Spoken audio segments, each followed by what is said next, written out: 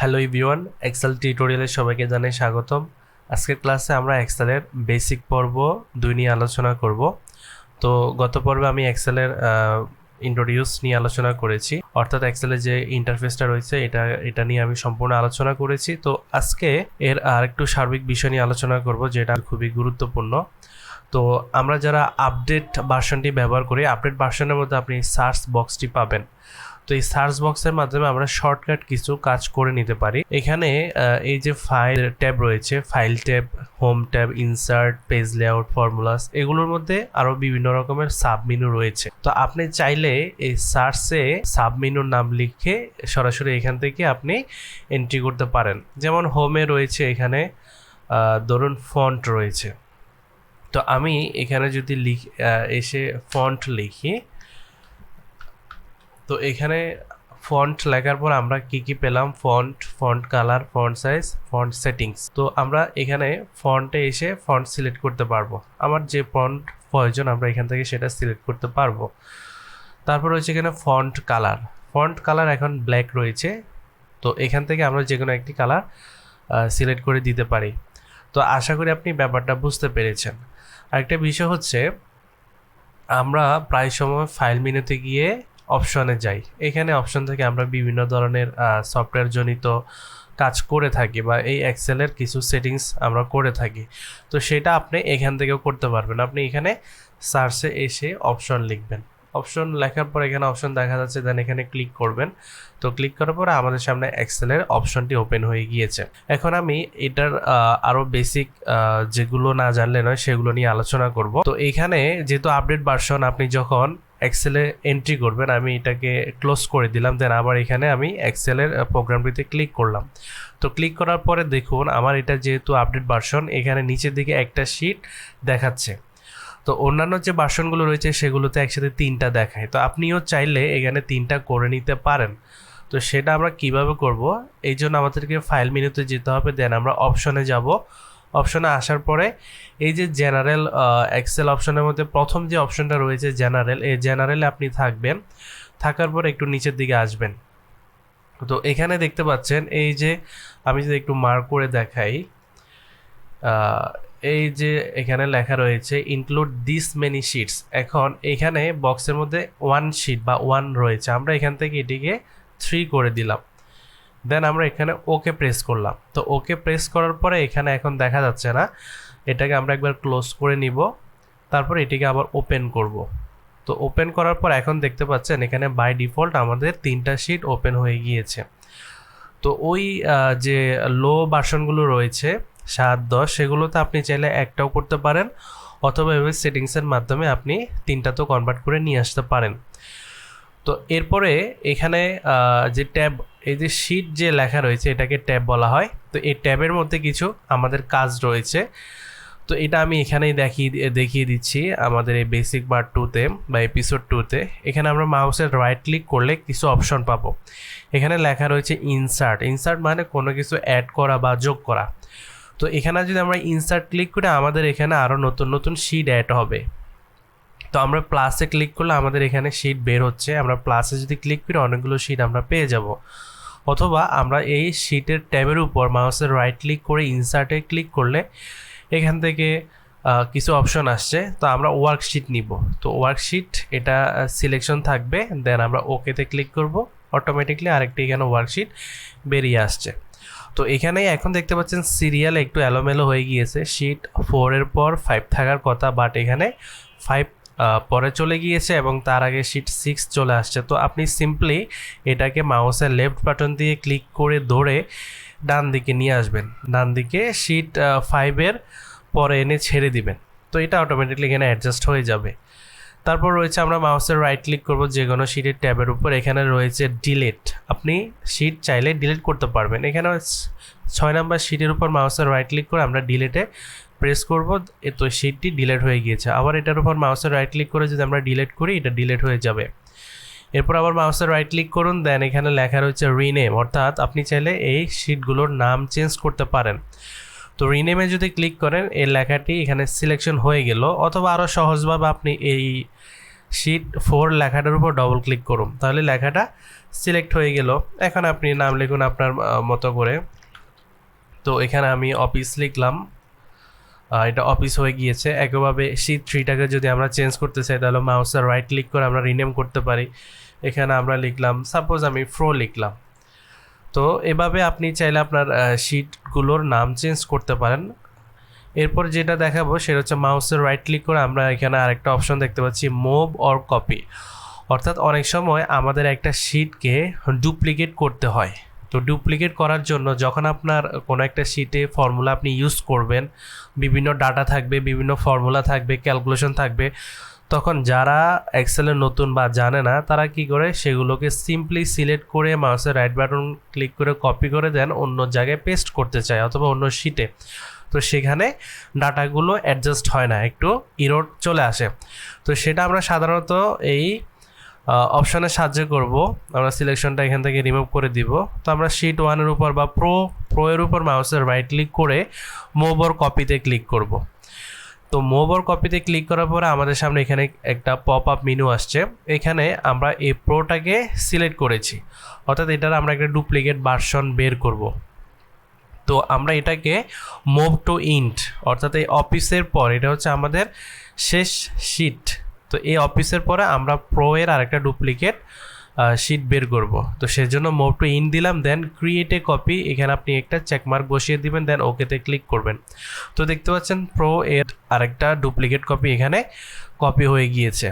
তো এইভাবেই আপনি একটা শিটকে এভাবে ডুপ্লিকেট করে বের করবেন, কিন্তু কখনোই এভাবে ডাটাকে সিলেক্ট করে সেটা আরেকটা শিটে বসাবেন না, তাহলে আপনার ডাটা নষ্ট হয়ে যাবে, ফর্মুলাগুলো ইরর দেখাবে। এরপর আমরা আবার দেখি আর কি অপশন রয়েছে। মাউসের রাইট ক্লিক করব, দেন ভিউ কোড। ভিউ কোডটা আমাদের কোনো কাজে লাগবে না, এটা সাধারণত এখানে যে কি বলে এক্সেল বিবিএ প্রজেক্ট, যেটা এটা হচ্ছে ডেভেলপার একটা ট্যাব রয়েছে, সেটার আন্ডারে কিছু কোড ব্যবহার করে এখানে সামথিং কিছু কাজ শর্টকাট করা যায়। তো এটা নিয়ে আমরা কথা বলবো না, এটা আমাদের ব্যবহারের প্রয়োজন নেই। এরপরে রয়েছে এখানে প্রোটেক্ট শিট। প্রোটেক্ট শিট হচ্ছে অর্থাৎ একটা শিটে আপনি যদি কোনো কিছু এন্ট্রি করেন তাহলে আপনি সেটাকে রক্ষা করতে পারবেন, কেউ ডিলিট করতে পারবে না এবং কেউ চাইলে অ্যাড করতে পারবে না। তো এই প্রোটেক্ট শিটটা আমি এখন দেখাচ্ছি না, এটা আমরা যখন রিভিউতে আসবো তখন এখানে আমরা প্রোটেক্ট শিট, প্রোটেক্ট ওয়ার্কবুক এগুলো দেখতে পাবো। এরপরে রয়েছে আমরা আবার মাউসের রাইট ক্লিক করব, দেন এখানে রয়েছে ট্যাব কালার। অর্থাৎ আমাদের এই যে শিট 1, শিট 2 বা আমরা নাম পরিবর্তন করে যেগুলো লিখেছি এটার যে এরিয়াটা, এটাকে সাধারণত বলা হয় ট্যাব। তো এটাকে আমরা একটা কালার দিতে পারি। শিট 1-এ আসলাম, মাউসের রাইট ক্লিক করলাম, দেন ট্যাব কালারে আসলাম। এখান থেকে আমি সিরিয়াল করে একটা একটা কালার দিয়ে যাচ্ছি। তো এভাবে আপনি এগুলোকে আপনার মতো করে কালার দিতে পারেন। এখানে কালারটি মিস হয়েছে, তো দেখতে পাচ্ছেন আমি এখানে 3টি কালার দিয়েছি, এটা দেখতে একটু দৃষ্টিনন্দন হয়। তো আপনি চাইলে এগুলো কালার ব্যবহার করতে পারেন। এরপরে যেটি রয়েছে সেটি হচ্ছে হাইড, অর্থাৎ আমরা যদি কোনো একটা শিট হাইড করতে চাই তাহলে এখান থেকে করতে পারবো, অথবা আমরা হোম মেনুর আন্ডারও রয়েছে, এগুলো নিয়ে আমরা পরবর্তীতে আলোচনা করব। এটা আমি বেসিক পর্যায়ে দেখাচ্ছি। আমরা শিট 2-কে হাইড করতে চাই, তো এটার উপর মাউসের রাইট ক্লিক করব, দেন আমরা হাইডে ক্লিক করব। তো আমরা কি হাইড করেছি? শিট হাইড করেছি। দেখেন শিট 1-এর পরে প্রো চলে আসছে, তাহলে শিট 2টা আমাদের নেই।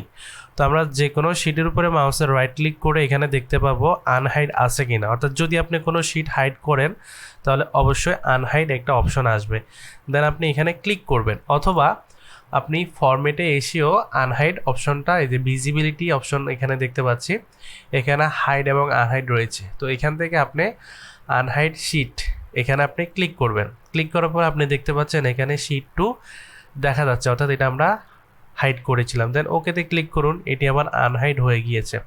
তো এভাবে আপনি এগুলোকে আপনার মতো করে সাজিয়ে নিতে পারেন।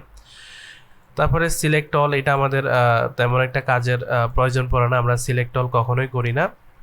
এরপরে আমি আরেকটা বিষয় দেখাতে চাই ফাইল মেনু থেকে, সেটা হচ্ছে আমাদের এই যে এক্সেলের এই মুহূর্তে যে ইন্টারফেসটা রয়েছে বা ব্যাকগ্রাউন্ড রয়েছে, এটি হচ্ছে কালারফুল ব্যাকগ্রাউন্ড। অর্থাৎ এটি আমি যদি এখানে ওয়ার্ডটা ওপেন করি তাহলে ওয়ার্ডও একই রকম কালারফুল ব্যাকগ্রাউন্ড, অর্থাৎ যে কালারটা আমরা দেখতে পাচ্ছি এখানে নীল এবং এটা হোয়াইট। একইভাবে আমরা পাওয়ার পয়েন্টটা যদি ওপেন করি তাহলে আমরা সেম কালার দেখতে পাবো। তো আমি এখানে পাওয়ার পয়েন্ট অফ করে দিচ্ছি এবং হচ্ছে ওয়ার্ড এটাও অফ করে দিচ্ছি, যেহেতু আমরা এক্সেল দিয়ে কাজ করছি তো এক্সেল দিয়ে দেখাবো। তো আমরা ফাইলে চলে যাব, আমরা এই কালারফুলটা চেঞ্জ করব, ফাইলে আসবো, ফাইলে আসার পরে আমরা চলে যাব অপশনে আসার পরে এখানে জেনারেলে আমরা থাকবো। তারপর নিচের দিকে আসলে এখানে দেখতে পাবেন অফিস থিম নামে একটা অপশন এখানে রয়েছে। আমি এটাকে একটু মার্ক করে দেখাই, এই যে অফিস থিম এবং এর পাশে রয়েছে কালারফুল। তো এই কালারফুলে এসে আপনি এখানে আরও কিছু অপশন পাবেন, ডার্ক গ্রে, ব্ল্যাক, হোয়াইট। তো আমরা ডার্ক গ্রেতে দিব, দেন ওকেতে ক্লিক করব। তো এখন এটি ব্ল্যাক অ্যান্ড হোয়াইট হয়ে গিয়েছে। তো আমরা শুধুমাত্র এটা এক্সেলে করেছি, বাট অটোমেটিকলি এটি ওয়ার্ডও হয়ে যাবে। আমরা যদি ওয়ার্ড ওপেন করি তাহলে দেখতে পাচ্ছি ওয়ার্ডও ব্ল্যাক হয়ে গিয়েছে, এবং একই সাথে আমরা যদি পাওয়ার পয়েন্ট ওপেন করি সেটাও ব্ল্যাক হয়ে গিয়েছে। তো অনেক সময় আমাদের কাজ করতে করতে এরকম হয়ে যায়, কিন্তু আমরা বুঝি না কোথায় থেকে হয়েছে। তো আশা করি এখন থেকে সেটা আপনারা বুঝতে পারবেন। এরপর আমরা যদি এটাকে আবার ঠিক করতে চাই, সেম ওয়েতে আমরা ফাইল মেনুতে যাব, অথবা আমার এটা যেহেতু আপডেট ভার্সন আরও একটা সিস্টেম রয়েছে, আমরা ফাইল মেনুতে এসে অ্যাকাউন্ট অপশানে যেতে পারি।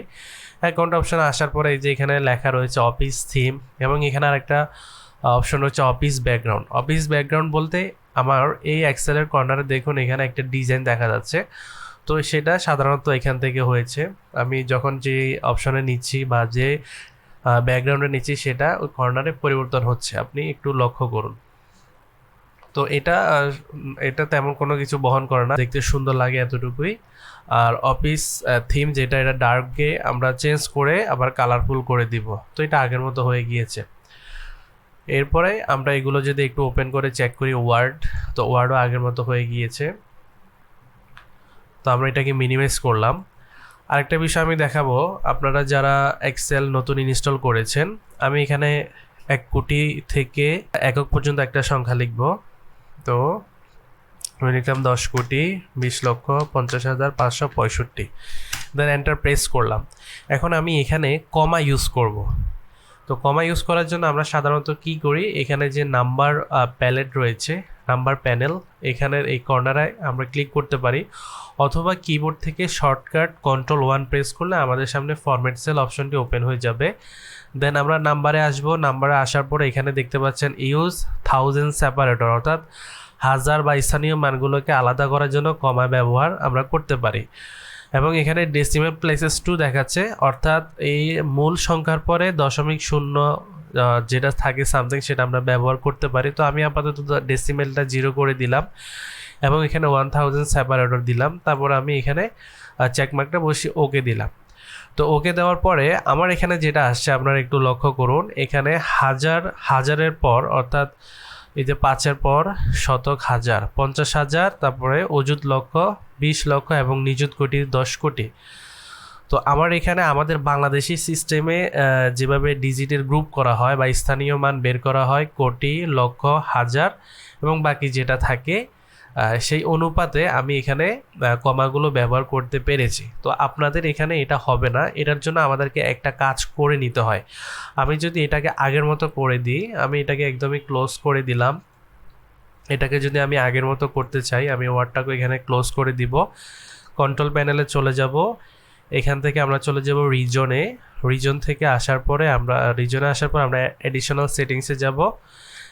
তারপর এখানে দেখেন নাম্বারসে আমি একটা গ্রুপিং চেঞ্জ করেছি, ডিজিট গ্রুপিং, এই যে এটা করেছি। প্রথমে ছিল এটা, আপনাদেরও এখন বাই ডিফল্ট এটাই থাকবে।